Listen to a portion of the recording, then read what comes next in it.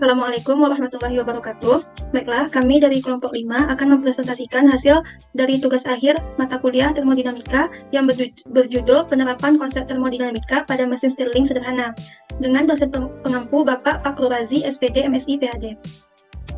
Kelompok 5 beranggotakan yang pertama Aditya dengan NIM 21033001, yang kedua Halimatul Faradilah dengan NIM 21033017, dan yang terakhir saya sendiri yaitu Mauliditya Regita Cahyani dengan NIM 21033022. Yang akan dibahas dalam presentasi kami kali ini, yang pertama yaitu ada konsep termodinamika, yang kedua ada pengertian mesin Stirling, yang ketiga ada prinsip kerja dari mesin Stirling, yang keempat siklus dari mesin Stirling, dan yang kelima pembuatan mesin Stirling sederhana. Baiklah, untuk yang pertama yaitu konsep termodinamika akan dijelaskan oleh Aditya. Kepada Aditya, disilakan. Baiklah, terima kasih saya ucapkan kepada moderator yang telah memberikan kesempatan kepada saya untuk mempresentasikan hasil dari proyek yang telah kita buat. Yang pertama itu konsep termodinamika. Lanjut. Kata termodinamika berasal dari bahasa Yunani, yaitu termi, yang berarti kalor, dan dinamik berarti kakas. Jadi termodinamika berarti kemampuan benda panas menghasilkan usaha atau kerja.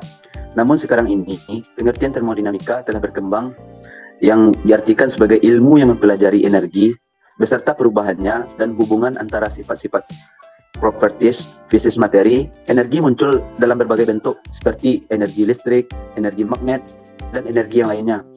Energi yang digunakan untuk memanaskan air, energi untuk memindahkan objek, dan lain-lain. Lanjut.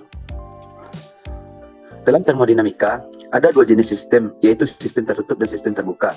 Dalam sistem tertutup, massa dari sistem yang dianalisis tetap dan tidak ada massa keluar dari sistem atau masuk ke dalam sistem, tetapi volumenya bisa berubah. Dalam sistem terbuka, energi dan massa dapat keluar pada sistem atau masuk ke dalam sistem melewati batas sistem. Sebagian besar mesin-mesin konversi energi adalah memakai sistem terbuka. Lanjut.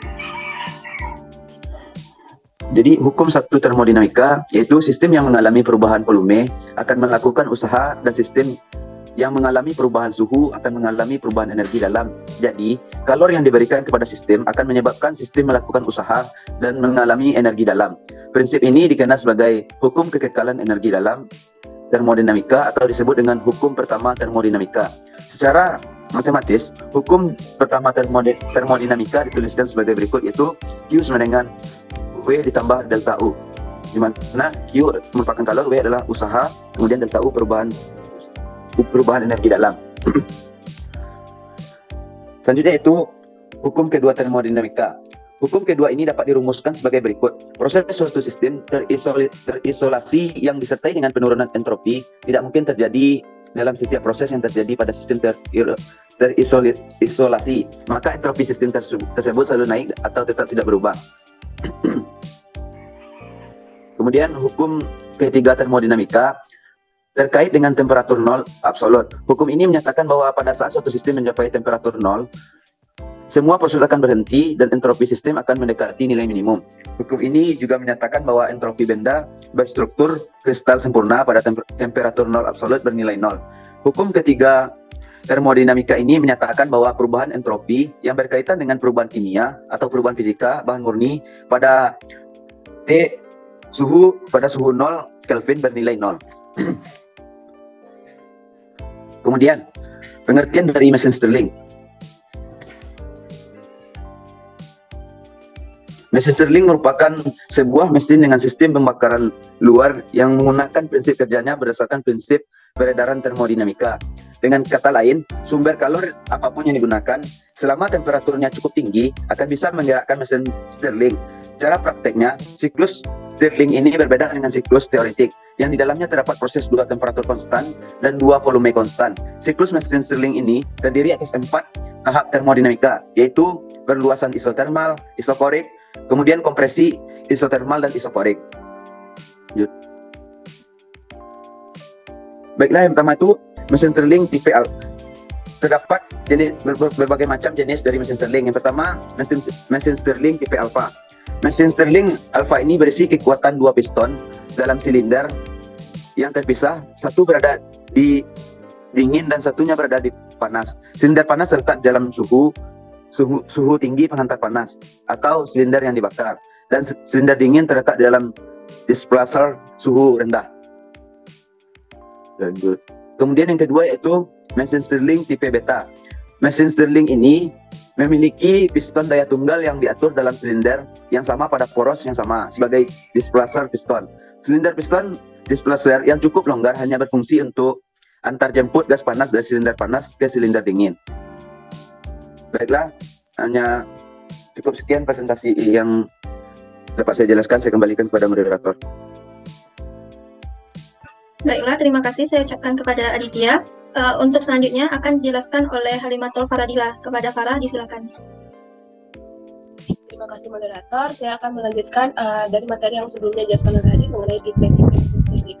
Nah, yang ketiga yaitu mesin tipe gabung. Di mana mesin Stirling tipe ini mirip dengan sebuah mesin Stirling beta. Pada mesin Stirling jadi sistem ini piston tenaga terpasang di dalam silinder yang terpisah di samping silinder piston displacer, tapi masih terhubung ke roda gila yang sama.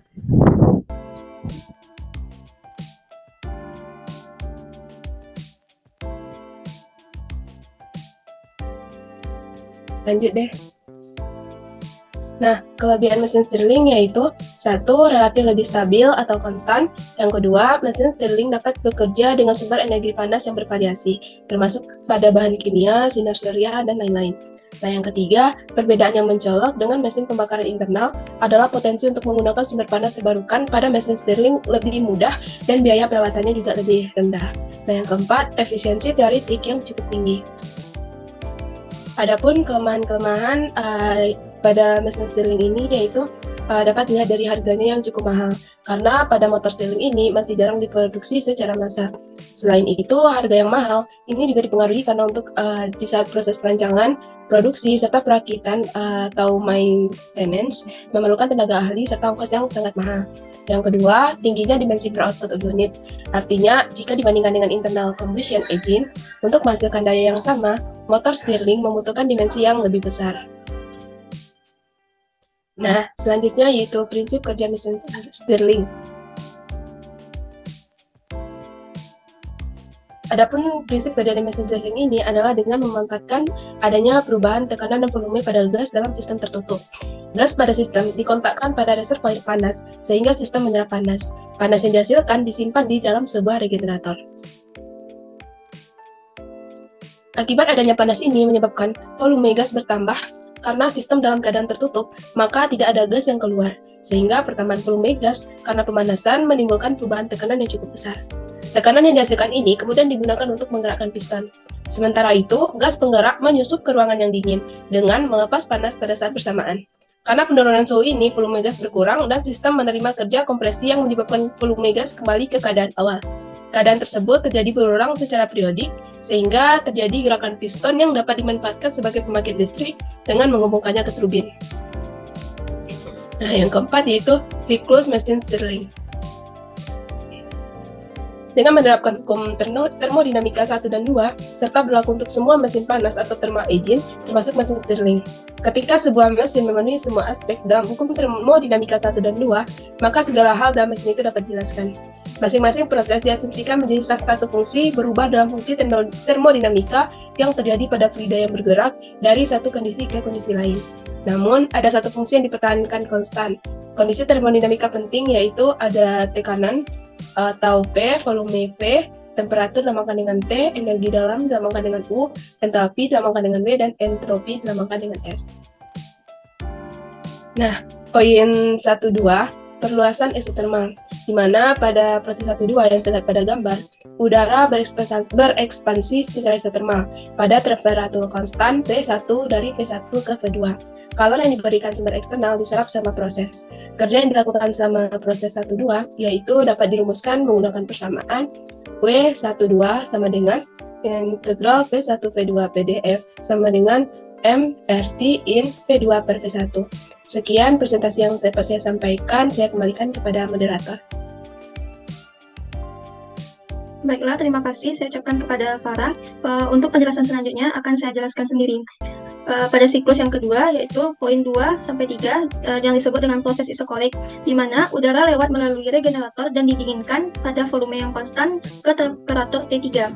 Pada proses ini, kalor dibuang ke generator. Kerja yang dilakukan selama proses 2 ke 3 itu, yaitu W23 sama dengan min integral 2 menuju 3 du sama dengan min mCV integral T2 menuju T3 dt sama dengan min mCV T2 dikurang T1 sama dengan mCV T2 dikurang T1. Selanjutnya, ada siklus poin 3-4 yang disebut dengan kompresi isotermal, di mana udara dikompresi secara isotermal di dalam sebuah tabung dari V3 menuju ke V4. Lagi, kalor dibuang oleh udara, kerja yang dilakukan selama proses 3-4 itu adalah W34 sama dengan integral V3 menuju V4 PdV, sama dengan MRT ln V4 per V3. Selanjutnya, siklus poin 4.1 yaitu proses isokorik, di mana udara dipanaskan pada volume konstan ke temperatur T1 dengan melewatkan udara ke regenerator dalam arah yang berlawanan dengan proses 2-3. Pada proses ini, kalor akan diserap oleh udara dari regenerator. Kerja yang dilakukan selama proses 4.1 itu adalah W41 sama dengan min integral 4 menuju 1 du sama dengan min mCV integral T4 menuju T1 dt. Jadi dihasilkan rumus min mCV dikali T3 dikurang T2. Jadi, kerja total yang dilakukan oleh siklus dari mesin Stirling ini dapat dirumuskan dengan menjumlahkan semua siklusnya, yaitu W total sama dengan W12 ditambah W34 ditambah W41. Yang didapatkan hasil W totalnya atau kerja totalnya yaitu MRT12 ln V2 dikurang V1 ditambah MRT34 ln V4 per V3. Yang kelima, ada membuat mesin Stirling sederhana. Di sini dibutuhkan alat yang bahan di antara lain. Alatnya yang pertama ada gunting, 2 ada tang, 3 pisau, keempat gerinda, dan yang kelima gergaji. Untuk bahannya sendiri dibutuhkan yang pertama kaleng bekas, lalu 2 buah kertas kardus berbentuk lingkaran, yang ketiga kawat secukupnya, yang keempat ada balon, yang kelima ada lem, yang keenam ada steel wool atau spons besi, yang ketujuh ada papan triplek, yang kedelapan ada lilin, kesembilan seng, dan terakhir adalah paku. Cara untuk pembuatan mesin Stirling sederhana ini, yang pertama kita akan memotong bagian atas pada kaleng dan dilubangi di titik pusat sisi bawah kaleng sekitar 2 mm. Dan masukkan spons besi yang sudah ditempelkan kawat lebih kurang 15 cm, kemudian akan ditutup sisi atas kaleng tersebut dengan menggunakan bagian bawah kaleng yang lain dengan lem anti panas. Yang kedua, sebagai tungku bakar, ambil bagian kaleng lainnya yang sudah dibelah dan ditempelkan pada bagian atas kaleng yang sudah dimodif, lalu lubangi sisi samping kaleng, ukuran pipa siku sekitar setengah, lalu tempelkan pipa siku tersebut dan rekatkan dengan lem anti panas. Selanjutnya, buat pemutar dengan kaset bekas, tempel kaset tersebut pada plat yang menggunakan kayu sebagai tiangnya. Lalu, pasang balon pada pipa siku yang sudah ditempelkan kawat, yang akan menghubungkan antara bagian mesin dan juga pemutarnya. Lalu gunakan kayu sebagai dudukan mesin untuk mempermudah saat pembakaran. Lalu tempelkan dudukan mesin pada tangkai pemutar pada papan triplek lebih kurang 30 x 10 cm. Lalu jalankan mesin itu menggunakan lilin. Untuk cara penggunaan alatnya sendiri, yang pertama kita siapkan lilin, kemudian nyalakan lilin tersebut dan letakkan di bagian bawah mesin Stirling untuk energi panas pembakaran. Lalu tunggu hingga mesin Stirling sekitar beberapa menit sehingga panasnya itu sesuai dengan suhu yang dibutuhkan, dan amatilah suhu dengan termometer. Lalu setelah mesin Stirling panas, putar roda mesin Stirling hingga berputar dengan sendirinya. Untuk menghentikannya, kita tinggal memadamkan api dari lilin tadi. Jadi, kesimpulan yang kami dapat dari proyek kami ini adalah termodinamika itu berarti kemampuan benda panas menghasilkan usaha atau kerja, namun sekarang ini pengertian termodinamika telah berkembang. Termodinamika diartikan sebagai ilmu yang mempelajari energi beserta perubahannya dan hubungan antar sifat-sifat, fisis materi. Energi muncul dalam berbagai bentuk seperti energi listrik, magnet, dan energi yang digunakan untuk memanaskan air. Energi untuk memindahkan objek dan lain sebagainya. Dalam termodinamika, kalor dan usaha merupakan dua bentuk energi yang paling banyak dan paling utama dipelajari. Berkaitan dengan prinsip termodinamika ini, ada sebuah alat yang berhubungan dengan hal itu, salah satunya yaitu mesin Stirling. Mesin Stirling ini merupakan sebuah mesin dengan sistem pembakaran luar yang prinsip kerjanya berdasarkan prinsip peredaran termodinamika. Dengan kata lain, sumber kalor apapun yang digunakan selama temperaturnya cukup tinggi akan bisa menggerakkan mesin Stirling. Baiklah, mungkin hanya itu penjelasan kami terkait proyek akhir kami, dan selanjutnya akan ditayangkan video cara menggerakkan mesin Stirling tersebut. Sekian, terima kasih. Wassalamualaikum warahmatullahi wabarakatuh. Kami dari kelompok 5 akan menyalakan alat kami yang telah kami buat, yaitu yang berjudul mesin Stirling. Jadi kami beranggotakan 3 orang, yaitu saya sendiri, Aditya, kemudian rekan saya. Nah, jadi alat ini sudah kami nyalakan lilin beberapa menit. Jadi alat ini akan bergerak kipasnya nanti.